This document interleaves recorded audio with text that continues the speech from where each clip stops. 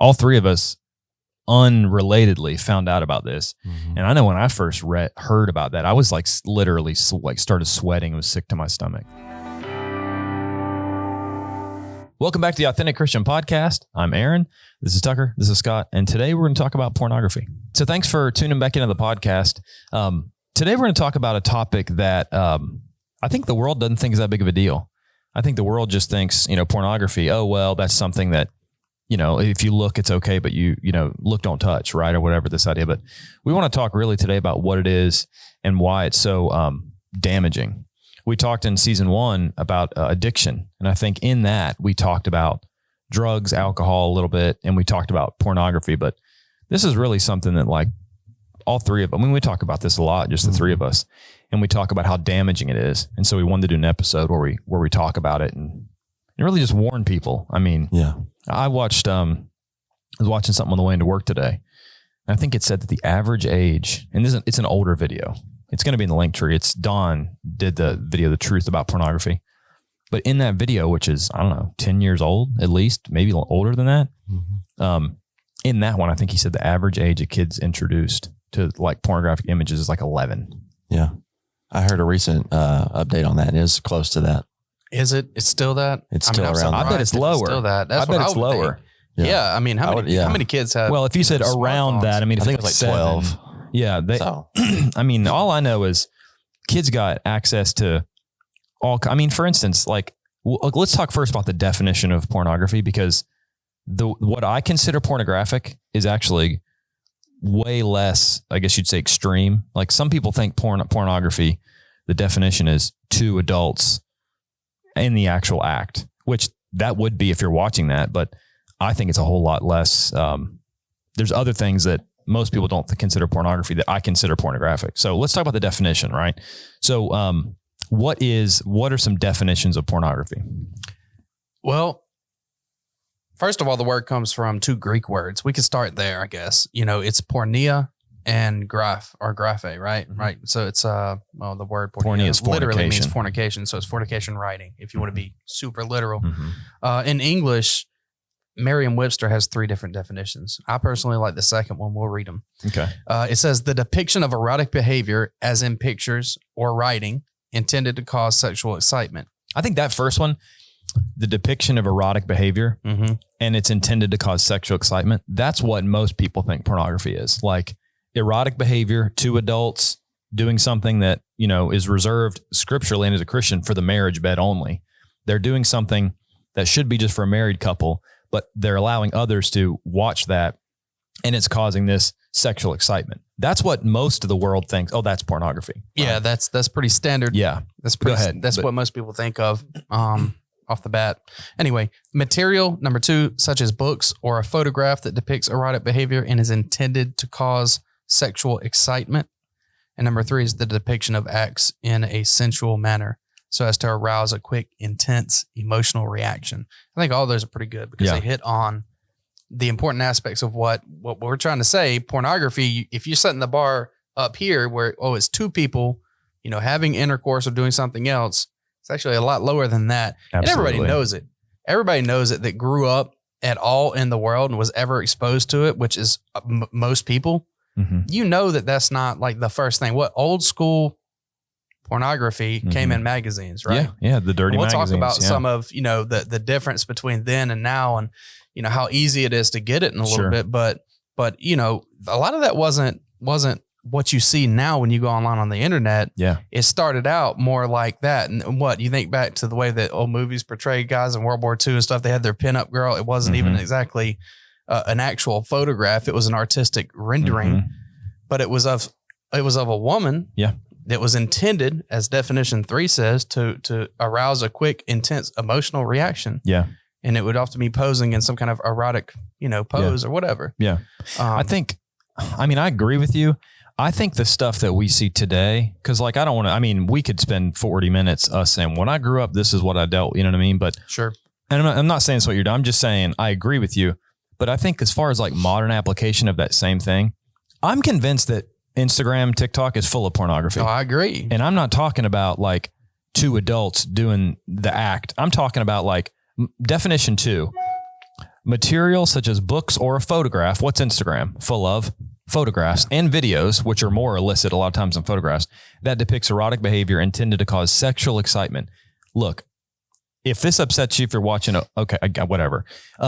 If you're a fitness model on Instagram and you post super skin tight clothes on you, or if you're doing this stuff where you're posting pictures of yourself in bikinis and all this stuff, in my opinion, that's pornographic. I'm just saying. If that's the me. only thing my imagination, I'm using my generally because I don't try to get on there and look at that stuff. Yeah. My point is, if the only thing that your imagination has to fill in is the color of your skin, that's the same thing as being naked. Tell me why you're putting it up there. You're putting it up there what?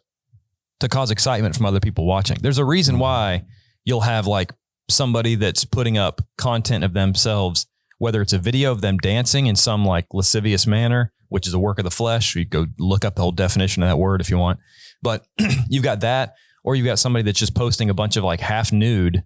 Like, what did you say? It's not, you don't have to be nude. Yeah. When we were talking before the show, like there's a difference between nakedness and nude. Mm-hmm. You can be naked. You can show off your nakedness. And that's biblically true. You look back at the Old Testament in particular, talks about the priesthood, talks about other times, Noah and et cetera.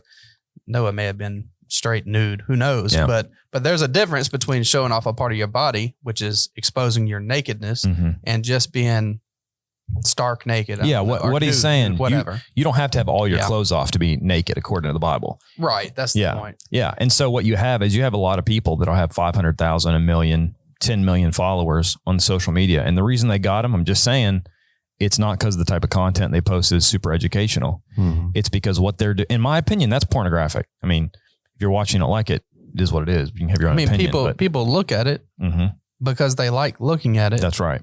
Because it gives them a certain feeling. Yeah. And so I guess what I'm saying is like, don't think that what you're looking at is not pornographic just because it's not on some XXX website. Yeah. You know, like, the Bible talks about guarding your heart. You need to guard your heart on Instagram. And I mean, I know you guys deal with this, but like my job is Instagram. I'd still delete it. Like I delete Instagram, I re-download it, I answer messages and questions, and then I re-delete it. I just don't want the little eye on my phone where I click on it. Next thing you know, they're trying to, like we say, we try to literally ignore looking at that stuff, and they still push it to you. They know you're a man. Yep. They know you're somebody from like what? Now it's like, let's say 12 to 80. Like they know you like pretty women. So they're going to try to push it to you on your feed and all this stuff. And so all you need to do is just get it out of your way, Yeah, it's well documented what it does to the brain, how it releases those chemicals that make you feel good and all that kind of stuff when you see it. Mm-hmm. So they're just taking advantage of that. I mean, there's plenty of science that backs that up. Yeah. So it's not a secret. I know you guys and the ones who you guys who are listening as well, y'all probably heard this verse. Go to Matthew 5:27-30. It says, you have heard that it was said to those of old, you shall not commit adultery. So he's referencing the Old Testament and saying like, hey, don't go out and sleep with, if you're married, don't go out and sleep with someone else. And if you're not married, don't do that. But I say to you that whoever looks at a woman to lust for her has already committed adultery with her in his heart. If your right eye causes you to sin, pluck it out and cast it from you. If your right hand causes you to sin, cut it off. So not literally cutting your hand off or cutting your eye out, but it's saying, we talked about this before we started recording, like how precious your mind is. My dad actually used to tell me like garbage in, garbage out. Mm-hmm. And it sounds goofy, like not that phrase, but just like, hey, I can watch whatever I want and it'll be fine.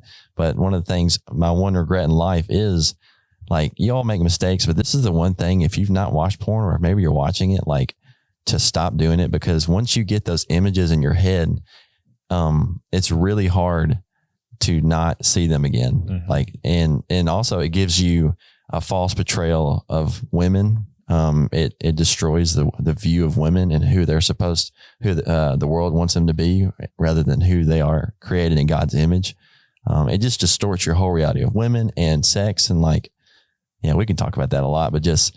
Well, it's true. I mean, if men are looking at these pictures, they're not looking at these pictures because they have some long running relationship with the woman and they have emotional bonds and connections and they have deep seated feelings and they want to care and protect and cherish this person. They're looking at a random picture, an object of somebody they don't know as an object that they want to use, and they're imagining themselves using that object. Yeah. It is objectification of women. It is.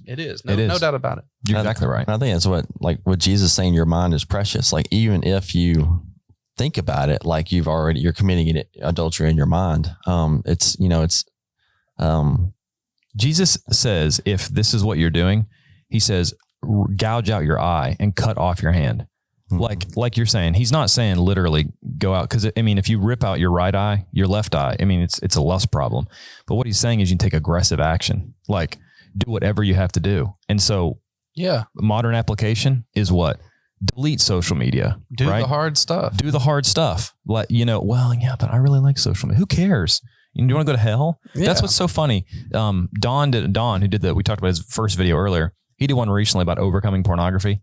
And when I was talking to him before he filmed the video, he said, you know what's interesting, Aaron? He said, of all the videos I watched, he watched other people's videos on YouTube. He said, not one of them mentioned hell.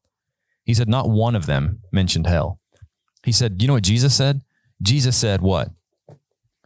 If your right eye causes you to sin, pluck it out, cast it from you, for it's more profitable for you that one of your members perish than your whole body cast into what?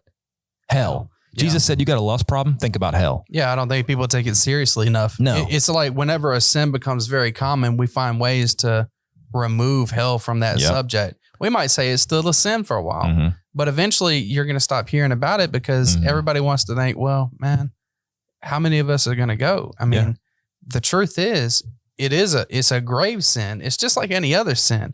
Number one, sexual sins. What's the thing we were talking about before the show? They're one of the ones that have a unique thing said about them. What was it? I can't remember if it's in 1 Corinthians or not, but it says all sins that a man commits are outside the body, except for sexual immorality, which is basically like against the body. I don't know if it's in 1 Corinthians 6 or what. I didn't look it up, but it's basically in a sense saying all these other sins, like they have their effect, but in a sense, I think that verse is saying, look, there's something really special and long-term damaging about sexual sin. I think that you're won't right. leave it. Yeah. I think you're right. Did you find it? I think it's 1 Corinthians 6:13. Read it. Foods for the stomach and the stomach for foods, but God will destroy both of it. And then now the body is not for sexual morality, but the Lord, and the Lord for the body. That's similar. Well, that's a good one. I'll look it up. It's a good point, though. Actually, that particular scripture, because he's saying that just because sexual immorality, your body has certain functions and abilities doesn't mean that they're for you to just use however you want to use them. Yeah. Right. Now you can have a conversation. It's 1 Corinthians 6:18. Okay. Flee sexual immorality.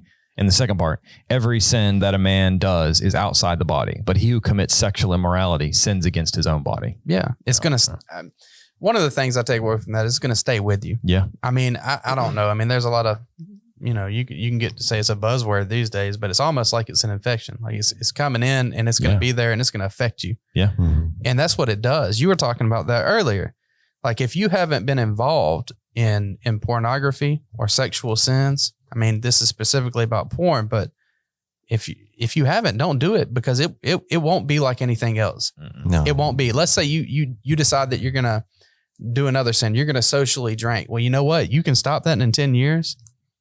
It's not going to affect you the same way, assuming that nothing crazy happened when you did it. But you're never going to forget these things if you involve yourself in it.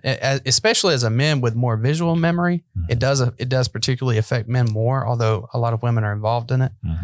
And you talk about the sin of just creating the pornography in the first place is another topic by itself. Yeah.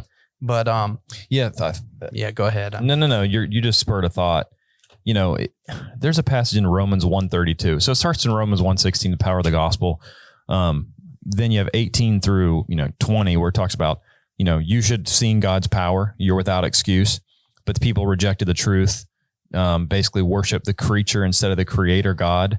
And then it talks about this process in Romans of how they sinned. God gave them over to a more vile sin, and they kept getting more and more awful. But at the very end of it says.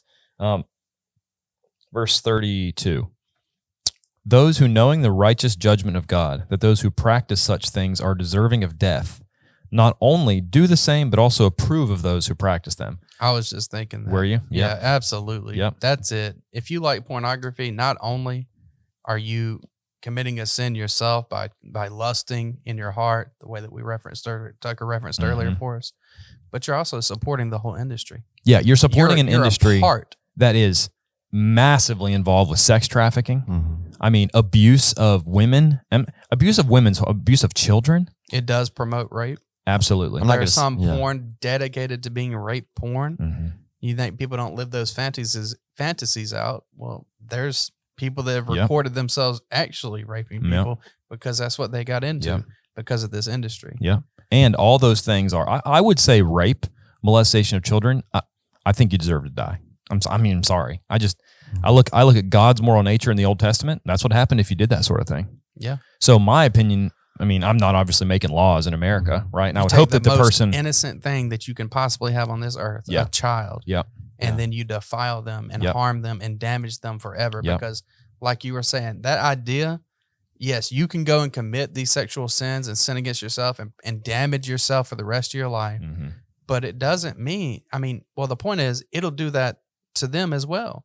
So I'm agreeing with you. And my You point do is that to the children, you're messing up people for their whole life against their will. Yep. People that, Mhm. not that even the will has a lot to do with it necessarily and why this is wrong, but it's just, Yeah, and I'm saying if you're supporting it, if you're watching this stuff, if you're giving your money or even just your attention to it, I think you're complicit. yeah, they get paid by you looking at their website. They Yep. run ads. It's just Advertising. like That's everybody right. else these days. Yeah. So, Yeah. matter of fact, that's probably where the majority of revenue comes from. I looked up. I think the estimate is it's a $97 billion industry right now globally. More than all, I forget exactly what it was, but it's like more than all professional athletics combined. Yeah, I bet. I think I even read I can one. believe that. When you watch Don's older video, Truth About Pornography, at the time he did that video, it was more than like Google, Apple, all these tech combined. I don't know if it's the same, but I don't know either. It's still hanging in there. yeah. It probably accounts for the majority of internet traffic. I think I've heard that somewhere else as well. I wouldn't be surprised by that. Hey, everybody. Thanks for listening to the Authentic Christian Podcast. This podcast is sponsored by the Gospel Broadcasting Network, or GBN for short. You can hop on the App Store, search Gospel Broadcasting Network, and you can download the app. And there's this show, many other great shows that you can watch or listen to and start learning more about the Bible and why we're here, what our purpose is. Thanks for listening. All right, so we got about 10 minutes left. In Don's video, he talks about Truth About Pornography, which will be in the link tree, the 4 A's. One, he talks about accessibility, where we kind of touched on that. Whereas basically, he talks about in the past, I remember growing up, I guess I'll say we weren't going to talk about growing up, but in the past, I remember there was this street, and I remember where the dirty video shop was, right? And you, in a small town, you drive by that, and you know everybody's car. Like, that was a deterrent. I don't want anybody to see my car in that parking lot. It's not like that anymore, is it? No. Literally, it's like within reach of every person. There's like 3 or 4 buttons and one search. Yeah, now instead of the dirty video store, there's websites dedicated for you to make it yourself and upload it and have other people look at it. It's gone full swing. It's like completely normalized now almost. I mean, And now it's normalized. It's not even, it's on Instagram. It's on TikTok. oh yeah, you see Yeah. the effects of it. Yeah. I mean, absolutely. The more and more society plunges into it, the more and more society will start to reflect it. It's just like anything else. You are what you eat. If our society is consuming pornography en masse more and more day after day, and it's more extreme forms of pornography, the more people do it, that's been shown to be true. What do you think you're going to see Yeah. when you look out at the average person? And as a parent, it is your responsibility to protect your kid. It is nobody else's. That's Because right. good luck. No one else is going to do it for you. Like, I'm just saying, and that's not only with social media. You better be careful what your kids are reading. I mean, that stuff's horrible. We've talked about that. The just filth, absolute filth books that they will try to slide into your kids' hands. If you haven't, I know this may date this particular podcast episode a little bit, but go look up the things going on right now The school with boards. parents going to the school boards, and they've got these books from the libraries, middle school, junior high, high school libraries, and they're reading excerpts. And I can't repeat the things that they're saying in those meetings. It wouldn't be appropriate for this program. It's just that graphic. All 3 of us unrelatedly found out about this. And I know when I first heard about that, I was like literally started sweating. It was sick to my stomach. Like, it's just evil. I mean, that's literally the devil. That's what the devil would They're want. legitimately in the open admitting that they are after your kids. Yep. They want them to be just like, they want them to be worse than them. Yep. Because what they have available to, and by them, I mean the people who are in this lifestyle, who love this lifestyle, who promote it, they don't have available to them, or didn't, the extremes that they wish they had. So now what are they going to do? They're going to get the kids so that the next generation is softer and they can do something with them. Mm-hmm. And there's people out there dedicated. Yeah. Organizations, all they exist for is for sexualizing children. Yeah. They're open about it. Yeah. And they want to legalize things like pedophilia. Yeah. And this is what's called grooming, Yeah. right? You're exactly So right. you prepare them by introducing these ideas in written form to them. Mm-hmm. You get them to read them and write essays about them. And then all of a sudden they get a little bit older. Makes me angry just thinking about it. Yeah. One of the things I heard on a podcast recently, Meg and I were driving and we listened to it, and they were talking about pornography and the porn industry, and a lot of the things that are getting fed are, they call them the pornographers, the ones who create the porn, even the video people behind, which they get paid a lot of money, which is crazy. But anyways, let's say the video person and the guy, the director, are secretly pedophiles, and they start bringing in these ideas and tell the actors, or and to do those certain kind of acts and bring in children, different things. Like Pornhub got in trouble because they had a lot of like different child abuse and stuff on there. But anyways, the material that's being created is not just being created by just an innocent person. Like, it's a twisted person, especially with some evil ideas, and say, go portray that. Then you go home. And I mean, I struggled with it all throughout college, and thankfully before I married Meg, like, stopped doing it.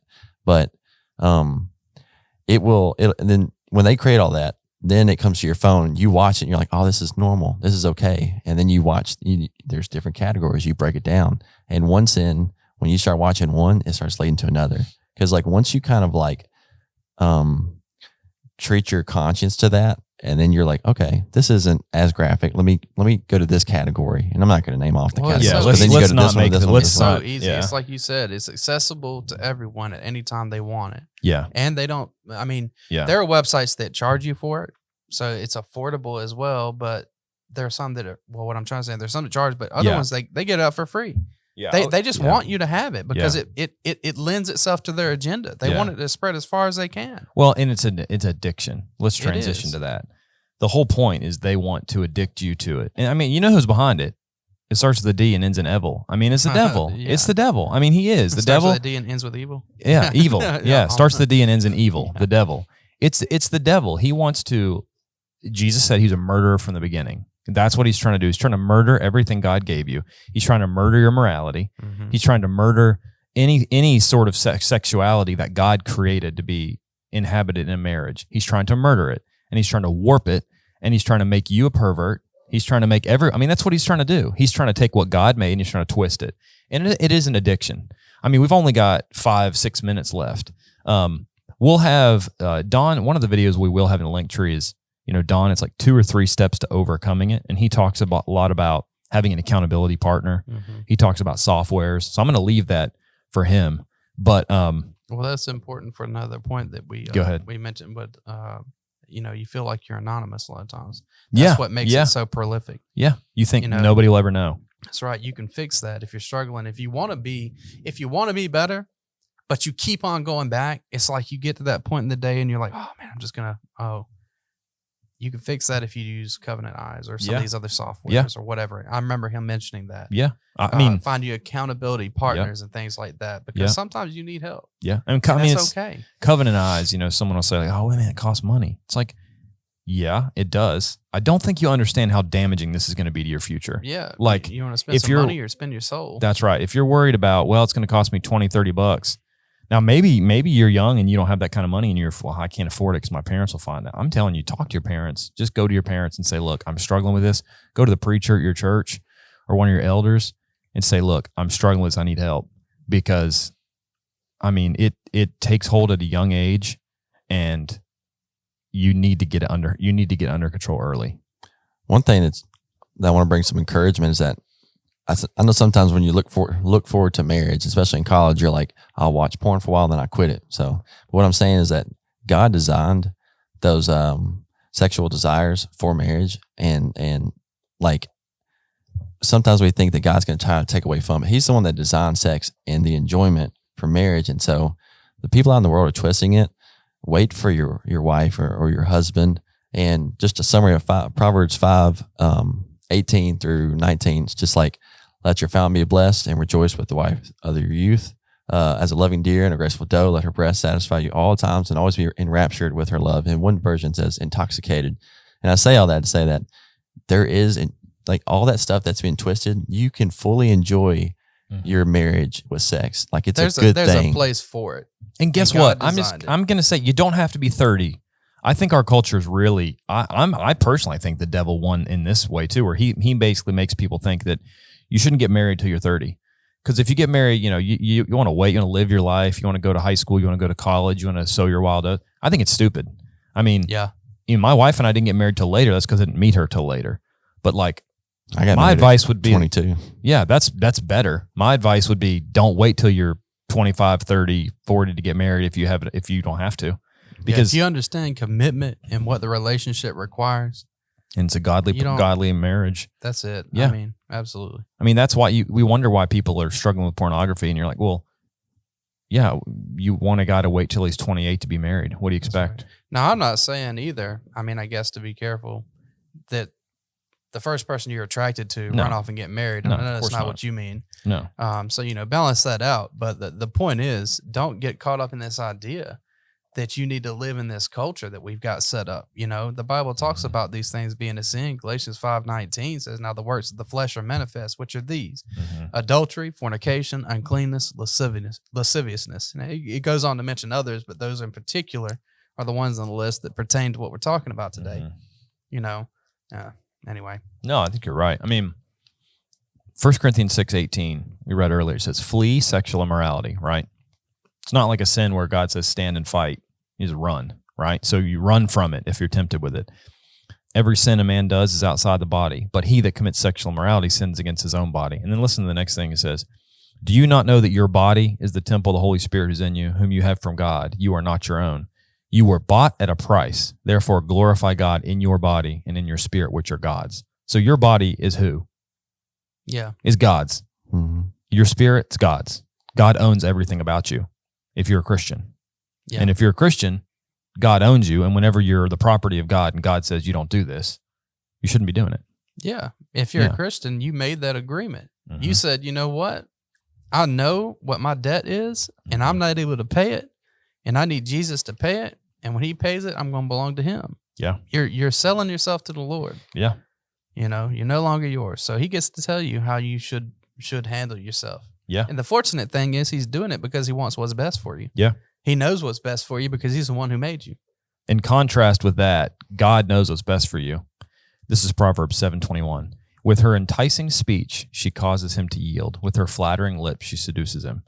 Immediately he went after her as an ox goes to the slaughter, or as a fool to the correction of the stocks, till an arrow struck his liver. As a bird hastens to the snare, he did not know it would cost him his life. Yeah. Verse 25, don't let your heart turn aside to her ways. She's cast down many wounded, and all who were slain by her were strong men. Her house is the way to hell, descending the chambers of death. I mean, contrast that.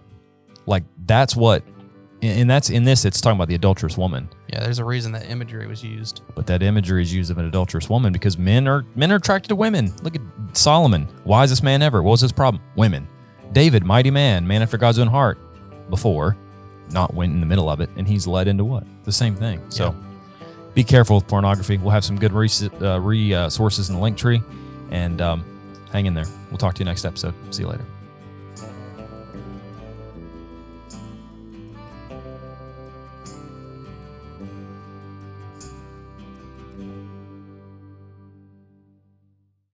Hey guys, thanks for listening to the show today. We'd like to mention you can download these episodes. They are sponsored by the Gospel Broadcasting Network. We have an app available. You can check that out and get answers to life's biggest questions.